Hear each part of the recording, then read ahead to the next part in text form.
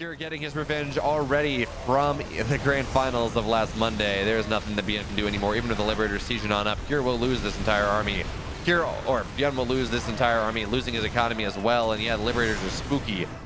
They're spoopy indeed, but that is really not going to be enough, as it looks like we're having connection problems with the Korean server for the moment. I do apologize, but it seems like it's probably only on my end. And there we have it. Byun taps out. Cure, he takes game one. Just to serve as a bit more of a buffer for the Broodlords. Now again, going forward, EMP is on top of the army. But the fungal, though, on top of everything there, that may just do it here, folks. Broodlords continue rolling on forward. Blinding Cloud as well. The Thors are so damn low.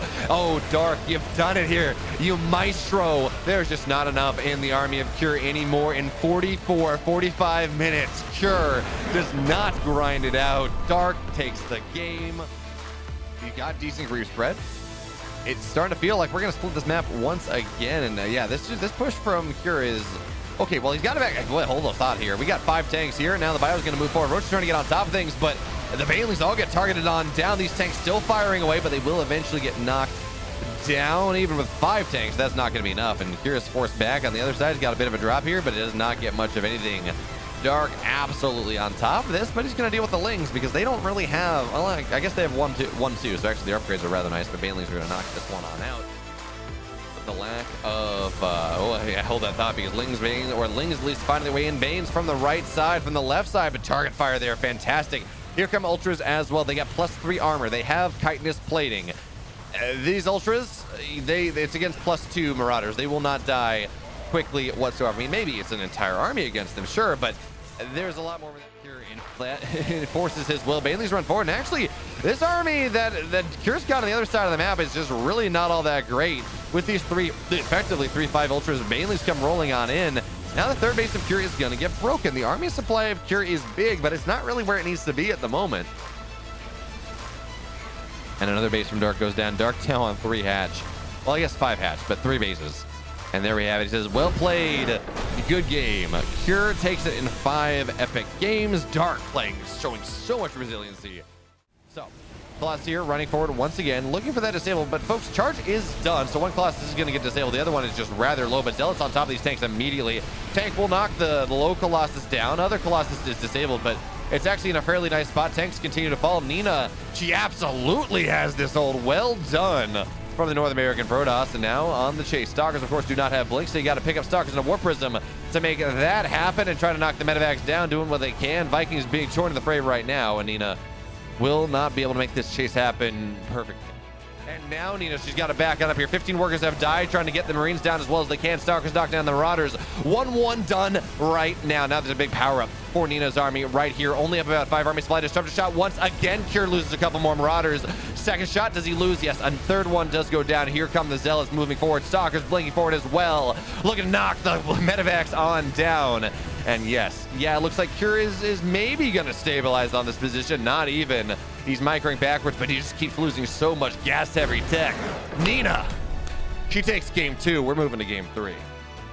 Let me bust on through. This is just going to be an the bunker's dead. The question, though, is whether he can get the tank as well. MaxPax doing tremendous splash damage on top of the SCVs. Marines, they're dying as well. MaxPax says, yeah, you know what? Fine. Your Raven's on the other side of the map, but you're dead. Dark taking the risk gas base. We're starting to get the point where Dark is taking so many good snipes there on the Vipers. One will fall. Good job, but a Ghost die as well. We're starting to get to the point where even if Cure is able to put this into a split map state, Dark will have taken so much of the map that Dark will just never be able to mine as much. He really does not need. He really does not have the economy he needs anymore. So Link's running forward again. Ghost shredding them, doing a damn fine job with Lurkers. They're looking for the burrow on top of everything there. And look at the spines explode everything. Now Dark doubling the army supply again, running forward. Link's not even doing much of anything, but there we go. Cure, he's been dead for the last 10 minutes, fighting back as well as he can. This is absolutely what Dark has been looking for with the timing. Now there's a nice, I don't think that Nidus gets up anyways, but it does not matter because these Fungals get chained together. Lings, Broodlords on top of everything. The Thor, it's now going down. No snipes from these Ghosts, nothing whatsoever. The Broodlords, for the most part, they're still alive.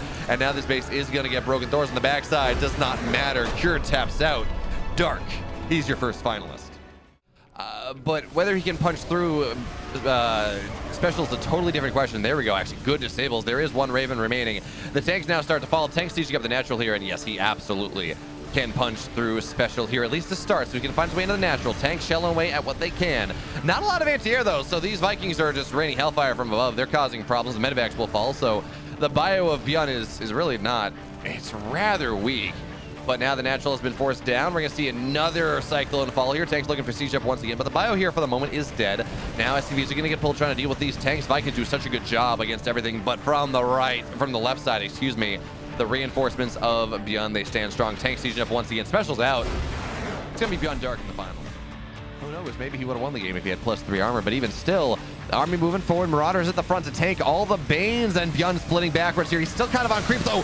Big Widowmine shots, though, and that, while it did do some friendly fire, is going to knock down so much of the army of Dark. His last shot now, Byun stimming forward here. Couple more Banelings in the fray, but the Hydras are undefended. Queens are doing what they can. Byun, oh man, such incredible multitasking. He takes game 1.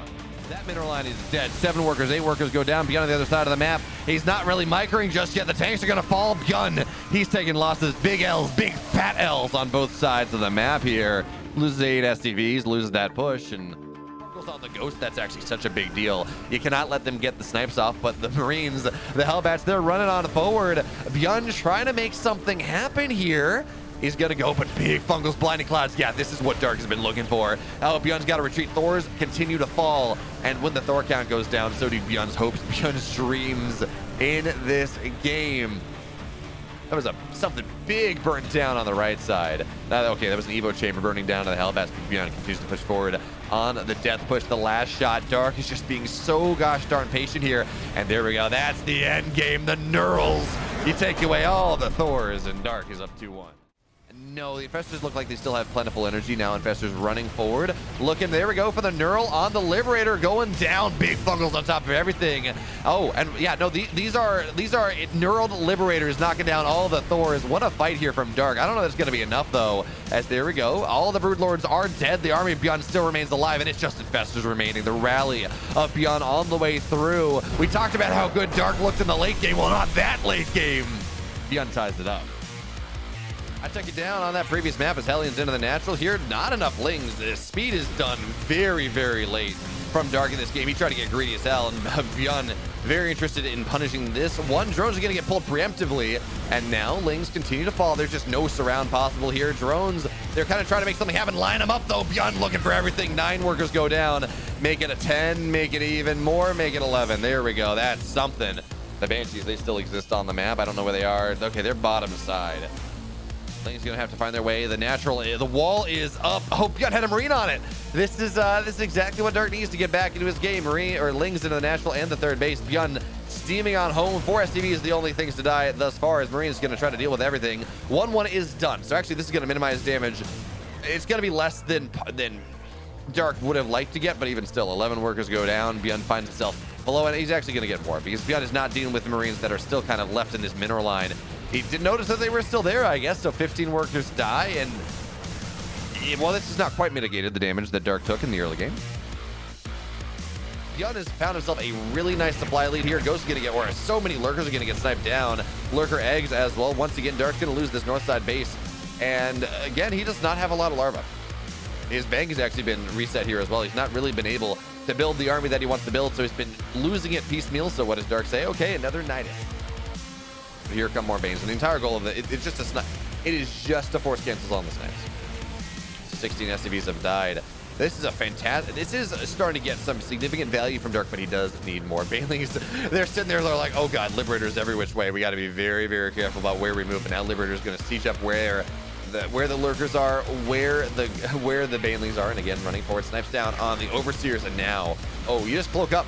This is not a fight that. This is a fight that Dark has to be very careful about now right now, because the Ghosts cloak up, they're going to kill things. Banelings rolling right side, good splits, and yeah, a couple Ghosts go down, but not nearly enough. The Lurkers in the natural are obnoxious. Sure, they're not obnoxious enough, and now Ghost looking for those snipes. Byun's going to looking to move up the ramp here. Liberators, they say, yeah, we don't really care about this base right now. It does not matter, though. Byun pushes through. Dark looks unbeatable in the late game. Byun did not let him get there. In game number 5, folks, your champion, 2 weeks running for an A.